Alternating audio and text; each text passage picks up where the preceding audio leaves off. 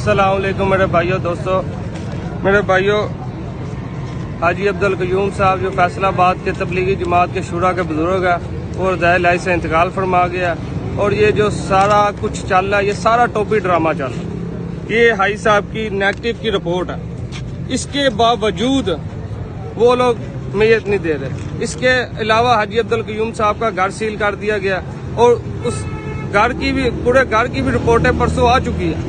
उस रिपोर्टों को हम लेके डीसीओ के पास जा रहे हैं, एसएचओ के पास जा रहे हैं, एसी के पास जा रहे हैं, कोई भी इसके ऊपर कोई अमल जिसके पास जाए वो कहता है ऊपर से आर्डर है, ऊपर से आर्डर है। हालांकि सब कुछ आने के बावजूद इन्हें घर खोल देना चाहिए, घर भी नहीं खोले। हाई साहब की नेगेटिव की रिपोर्ट है, उसके बावजूद बॉडी नहीं दे रहे। और अब नहीं दोबारा टेस्ट कराने के लिए भेजा गया, दोबारा टेस्ट ले जाने के लिए भेजा गया, उस टेस्ट की भी रिपोर्टें नहीं दे रहे। हालांकि सारे घर वालों की रिपोर्टें हाई साहब की रिपोर्टों के बाद गई है और हाई साहब की रिपोर्टें नहीं अभी तक आई। हाई साहब की जैसे ही उन्होंने कहा कि हाई साहब की डेथ हो गई, उसके 1 मिनट बाद रिपोर्ट दे रहे। 1 मिनट बाद कहाँ से रिपोर्ट पहुंच जाती है जो 1 हफ्ते से रिपोर्ट नहीं पहुंच रही।